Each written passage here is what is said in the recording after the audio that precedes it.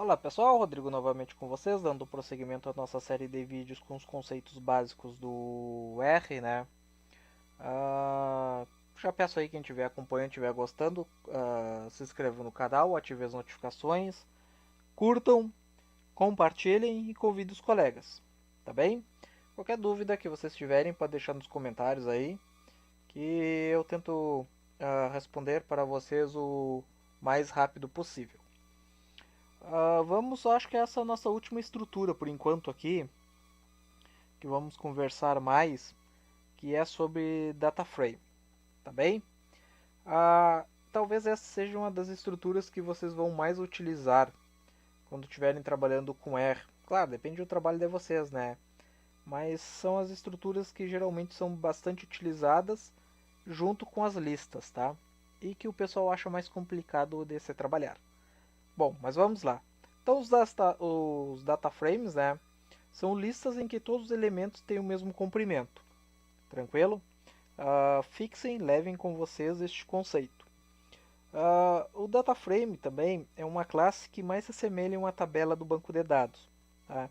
E diferente de uma matriz, o data frame suporta colunas com tipos de dados diferentes, como uma tabela de um banco de dados. Tranquilo? Existe bastante semelhança entre as funções para manipular uma matriz e um data frame. Por isso que eu disse para vocês aquelas funções que a gente já estava... Funções ou opções, né? De acesso a dados, tudo. Lá é aquelas funções que a gente já estava trabalhando, as opções. Ah, basicamente elas vão se repetindo para as outras estruturas. Por isso que é importante vocês pegarem esses conceitos, né, para poder ir desenvolvendo, tá? Como é geralmente o conteúdo, né? Então aqui o que eu estou fazendo aqui? Eu estou criando uma sequência aqui de 5 até 1, que eu vou chamar de x. Eu estou criando um vetor que eu vou chamar de y. E eu estou criando um valor booleano falso que eu estou chamando de wv. Tá? Para me criar um data frame, então estou criando aqui o df, que eu estou chamando de data frame, né? Que vai receber data.frame, assim que eu crio um data frame, tá? X, Y e Z, porque esses objetos já foram criados. Eu tenho o objeto X, eu tenho o objeto Y e tenho o objeto WV, que está aqui no canto, tá? Então, eu jogo esses objetos para dentro do data frame, chamo a função data.frame e atribuo uma variável. Então, dá um Ctrl Enter aqui. Se vocês olharem, vão poder ver que os valores já foram criados e o data frame também. Tá ok? Então, se vocês olharem aqui, vocês podem ver que tem 5 observações para 3 variáveis, tá? O que a gente tem? A gente tem valores de 5 a 1, E, D, C, B, A, 5 e temos apenas um false. Se eu der um Ctrl Enter aqui para mostrar o data frame, então ele está aqui. Então, 5, 4, 3, 2 e 1, E, D, C, B, A, falso, falso, falso, falso e falso. Mas eu coloquei só um. Bom, ele completou por quê? Porque eles têm o mesmo tamanho, tá? Como eu comentei para vocês, uh, ele se assemelha bastante a um banco de dados, né? Mas todos os elementos têm o mesmo comprimento. Então ele completou automaticamente todos os outros campos aqui com falso, tá? Outro jeito de eu criar um data frame, eu estou criando uma variável chamada df1 aqui, tá? Que na verdade vai ser um data frame. Então eu chamo a função data frame e eu jogo direto, em vez de eu criar separados, objetos separados, eu já crio direto como parâmetro aqui. Então x vai receber uma sequência de 1 a 5, y vai receber um vetor a, b, c, d e e o w vai receber um false, tá? Um booleano do tipo false. Então dou um Ctrl aqui, Enter e criei mais um data frame, né? Se eu der aqui, então apareceu aqui 1, 2, 3, 4, 5. Tá? Então eu posso passar esses objetos direto por parâmetro dentro da criação do data frame. Tá? Como nas matrizes que a gente viu, eu posso acessar os índices, tá? Então, data frame, se eu quiser acessar o 2.1, eu dou um Enter, eu vou pegar o valor 2, porque eu estou acessando a linha 2, tá? Coluna 1, é o valor 2 que eu tenho aqui, tá? Este 1, 2, 3, 4, 5 aqui, tá? Isso aqui seria o nome da linha. Se eu não atribuo um nome para a linha, automaticamente ele preenche, tá? O nome da coluna ficou os valores que eu passei aqui como parâmetro. Então o x vai receber a sequência, esse x aqui vai ser toda a coluna, tá? Se eu quiser acessar o valor 33, então linha 3, coluna 3. Então eu vou ter o falso aqui, tá? Eu estou acessando linha 3, coluna 3, falso. Tranquilo, pessoal? Assim como nas matrizes, também eu posso renomear, tá? Aqui eu deixei em comentário aqui só para ficar registrado, que eu não vou renomear, tá? Por quê? Porque eu vou utilizar aqui X, Y e WV, tá? Mas se eu quiser renomear aqui em cima, eu posso renomear. Como que eu faço? Eu chamo a função call, ou call, né? Call names,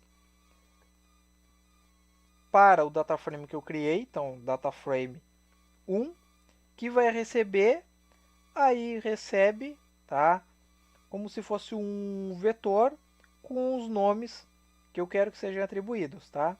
Neste caso aqui, eu vou renomear só as linhas. Então, all names, dataframe 1, no parâmetro, né, que são as linhas deste dataframe que eu vou atualizar, e a minha,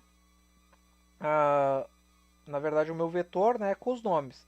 Então, isso que está 1, 2, 3, 4, 5 aqui, vai virar L1, L2, L3, L4, L5. Então, eu vou dar um Ctrl Enter aqui. Vou mostrar novamente o dataframe e está aqui. Renomeei as linhas desse dataframe. Tá? Assim como eu acesso por índice, eu posso acessar pelos nomes. Então, eu quero acessar a linha 5 e o coluna Y. Tá? Então, eu vou ter a letra E e no Levels ele vai me trazer todos os elementos dessa coluna. Tá? Mas está aqui o E. Então, linha 5, coluna Y. Está aqui o E. Tranquilo? Eu posso buscar também, tá? Fazendo algo parecido que a gente já tinha visto, né? Então, posso buscar df cifrão x, tá aqui todos os elementos, df1 cifrão y e df1 cifrão w, tá? Então, busca todos os valores. Tranquilo, pessoal? O que a gente pode ver também é que o DataFrame, como eu falei para vocês no início, ele suporta diferentes tipos de classe, né? Então vamos testar essas classes aqui. Então, class, né? df1 cifrão x é do tipo inteiro, o y é do tipo factor e o class w é do tipo logical, tá? Então é o que a gente está vendo aqui. Isso aqui que está aparecendo levels, porque ele é um fator, tá? A gente já viu esse levels aqui lá nos fatores, tá? A gente vai ver como mudar isso aqui mais adiante. Bom, eu vou criar mais um data frame aqui, tá? Um pouquinho mais de coisas. Então eu estou criando um data frame. O x vai ser uma sequência de 1 a 10. O y vai ser uma sequência de A até J, do tipo caractere. O W vai receber um valor true, tá? E o home names eu já estou passando como parâmetro aqui também, tá? Então o home names vocês já podem passar como parâmetro na criação do data frame, tá? Então eu vou dar um Ctrl Enter aqui, criei o meu data frame e vou mostrar ele. Bom, ele está aqui, então podem ver que ele já está renomeado aqui, ó. Opa! Eita, mano! Vamos lá. Aqui, agora sim. Então pode ver que ele já está renomeado aqui, tá? As linhas. Então tem o X, tem o Y e tem o W. Tudo true, tá? Uma coisa legal que eu posso fazer com data frames é fazer a combinação deles, tá? Então, na verdade, agora aqui eu vou fazer uma combinação do data frame, tá? Eu quero que vocês tentem ver a diferença, tá? Então, RBIND data frame 1, data frame 2, tá? Que é o DF1, DF2, e eu estou salvando dentro de outro data frame. Estou criando um terceiro data frame aqui, que vai receber a combinação do primeiro com o segundo. Eu vou dar um Ctrl Enter aqui. Eu criei e vou mostrar esse data frame. Tá? Então está aqui o meu data frame. Então eu tenho L1, L2, L3, L4, L5, L11, L21, L31, L41, L51, L6, L7, L8, L9 e L10. 1, 2, 3, 4, 5, 1, 2, 3, 4, 5, 6, 7, 8, 9, 10. A, B, C, D, E, A, B, C até J. Falso, falso, falso, falso, true, true, true, true, true. Tá? Eu vou criar um outro data frame aqui da combinação deles também, tá?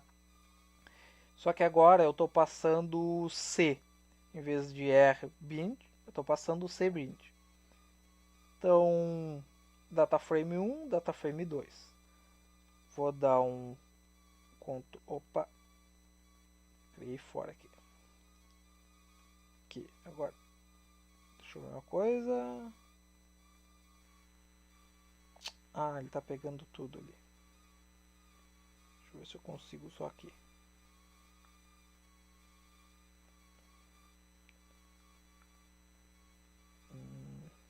Tá dando um errinho aqui. Pode ser na criação aqui. Deixa eu ver. Nome de linhas foram encontradas em uma variável curta e foram descartados. Tá, vamos ver uma coisa aqui. Tá aqui. Bom, deu uma mensagem aqui de advertência aqui que diz que nomes de linhas foram encontrados, mas foram descartados por causa, por causa do nome das linhas que a gente tinha, tá? Então ele substituiu aquele, descartou aquele nome das linhas, tá? Mas o que, que ele fez? Ele tem uma pequena diferença. Deixa eu mostrar aqui este daqui e mostrar o quarto, tá? Então tem uma leve diferença entre o RBIND e o CBIND. Se vocês olharem bem, o R preenche nas linhas, então acrescenta as linhas. Então está aqui o data frame 1 e o data frame 2. Inclusive fez a combinação, os dois eram L1. Então ele jogou L1 aqui. Tranquilo, pessoal? Então ficou L11, por isso que ficou L11, L21, L31 e assim sucessivamente. Então ele preencheu por linha.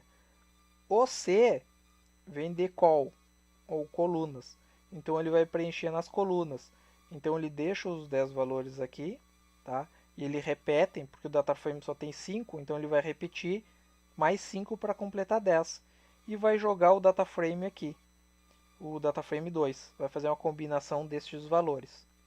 Tranquilo, pessoal? Então assim vocês podem fazer combinações de data frames, tá? Se faltar campos, ele vai automaticamente repetir, como é o caso aqui. A, B, C, D, E, A, B, C, D e E, tá? Então, um pouquinho de atenção na hora de fazer uma combinação de data frames, tá? Eu posso alterar, como eu disse para vocês, se eu testar, ele vai dar um factor, né? Eu posso alterar esse factor para caractere, tá? Então eu vou utilizar essa função aqui, str, passando como parâmetro dataframe, tá? Então ele vai me dizer, essa função serve para, grosso modo, assim, para fazer uma análise dentro das estruturas, tá? Então ele está me dizendo que o x é do tipo inteiro, os valores, o y do tipo factor, com 5 levels, A, B, C, D, tá ok? E o w é de um tipo logical, false, false, false, false, tá? Se eu quiser que este factor não seja um factor e sim considerado um caractere do tipo caractere, então na criação do data frame eu uso mais um parâmetro, que é esse aqui, ó, string as factor e seto ele para true, ou seja, string é factor, é do tipo factor, então se eu setar ele como falso, então ele não vai criar, ele vai deixar como um caractere. Então eu vou criar esse dataframe 5 aqui, que é basicamente aquele outro que a gente já tinha criado, tá? Então se eu der agora um str no df5, eu posso verificar que agora já não é um factor, é um de um tipo lógico. Tá bem, pessoal? Então, assim que vocês podem fazer a alteração, tá? Direto na criação do dataframe. Bom, o que a gente pode fazer também é alterar valores pela função edit e pela função fix, tá? Eu vou criar mais um dataframe chamado df6 que vai receber vai receber aqui a função edit, que vai ter como parâmetro o df5, que foi esse dataframe que acabamos de criar. Deixa eu só mostrar o df5 aqui, tá? Então é esse aqui que a gente acabou de criar, tá? Então eu vou criar um dataframe através do edit. Olhem só que interessante. Ele vai abrir uma janela que eu posso preencher os valores automaticamente por aqui, tá? Então eu vou colocar 6. Aqui eu não vou colocar nada e vou colocar um true aqui. Clico fora.